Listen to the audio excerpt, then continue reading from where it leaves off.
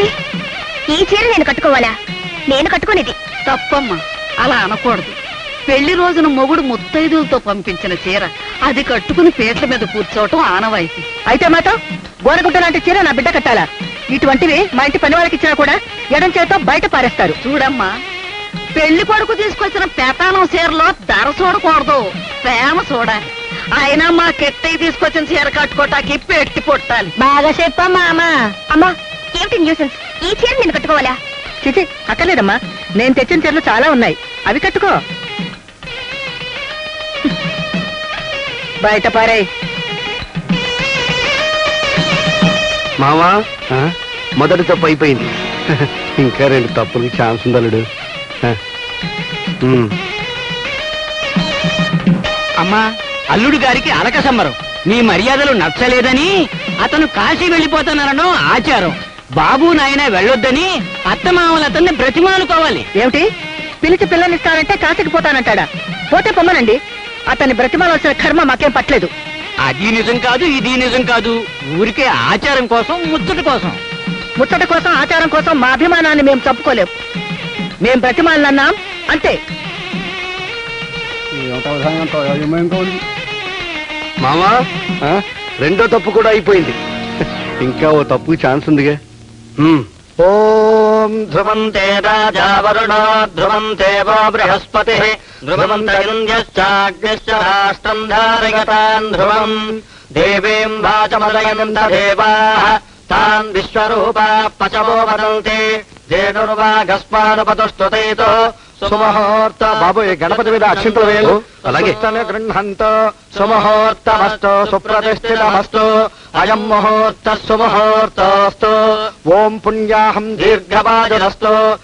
కృష్ణయ్య, నువ్వు తినే చోటు వేరే ఉంది. ఈ అక్షింతలు దేవుడి మీద వేయినాయన. అప్పారావు గారు, మీ దంపతులు ఇద్దరు వచ్చి అల్లుడి కాళ్ళు కడిగి కన్యాదానం చేయండి.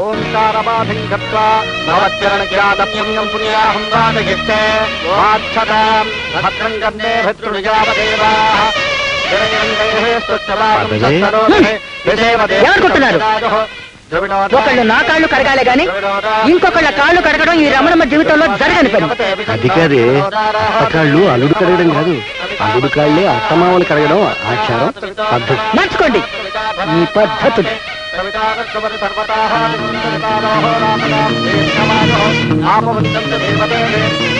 ఇందులో నీకు పోయేదేముంది?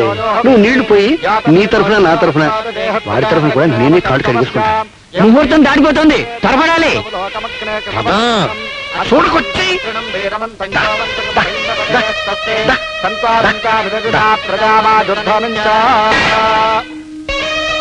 సతంగం వనపాద పూజాం కరిష్యే నమోస్వనంతాయ సహస్రమూర్తయే సహస్రపాదాక్షిశిరోరవాహనే సహస్రనామేకాయ నామస్తే సహస్రకోటిధరాయ నమః.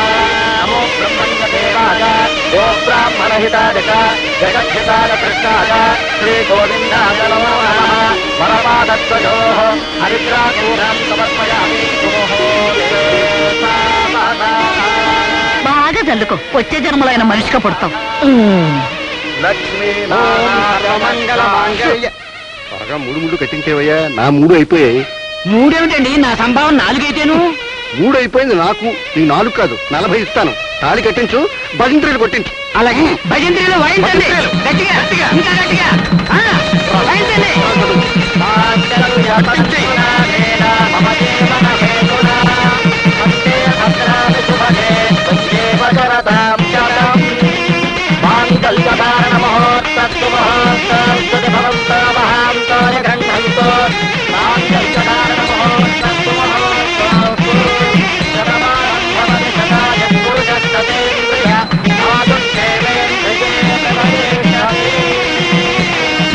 ఇదిగో చూడండి, మీ అందరూ నా పెళ్లికి రావడం నాకు చాలా సంతోషంగా ఉంది.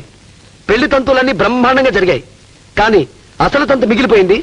అది కూడా జరిగాక వెళ్ళమని కోరుకుంటున్నాను. అయ్యో పోయి మొదటి రాత్రి ఇంటికాడు కదా, ఇక్కడంటే డెట్ మామా. నీకెప్పుడు అదే చేస ఏసయ్యను. రాధా, ఇందాక నువ్వు విసిరేసావే, నేను తెచ్చిన చీర అది కట్టుకుని బయలుదేరు, వెళ్ళిపోదాం. ఎక్కడికి? ఇంకెక్కడికి? పెళ్ళయ్యాక మొగుడు తీసుకెళ్లే చోటుకి, పెళ్ళాం రావాల్సిన చోటుకి. మన ఇంటికి. ఏంటి అలా చూస్తావు? చెప్పింది చెయ్యి.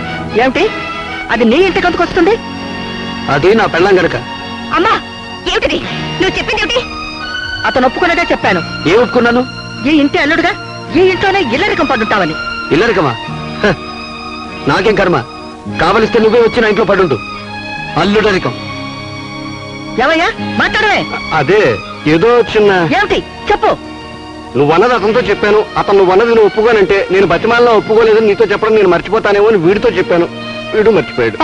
హాయ్, బయలుదేరు. అది రాదు. రమ్మన్నది నేను, తేల్చుకోవాల్సింది అది. మధ్యలో ఎవరైనా బోడి పెత్తనం కల్పించుకుని నోరెత్తారో రాధా, 10 మంది ముందు పసుపు బట్టలతో చెప్తున్నాను. 7 అడుగులు కలిసి నడిచాక ఆడదాని ప్రతి అడుగు మొగుడుతోనే ఉండాలి, మొగుడు వెనకే నడవాలి.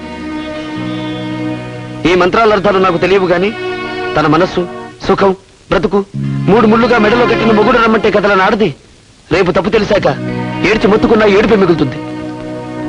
నిన్నిక్కడి నుంచి ఈడ్చుకెళ్లే హక్కు ఇప్పుడు నాకుంది. కానీ అది జ్ఞానం లేని పశువుల్ని చేసే పని. నువ్వింకా మనిషివన్న ఉద్దేశంతో చెప్తున్నాను. నేనీ పచ్చని పందిరి ఆఖరి స్తంభం దాటి వెళ్లిలోగా నువ్వు నాతో రావాలి. ఆ తర్వాత నీ అడుగు కదిలినా నా అడుగుతో చేరలేదు. ఆలోచించుకో.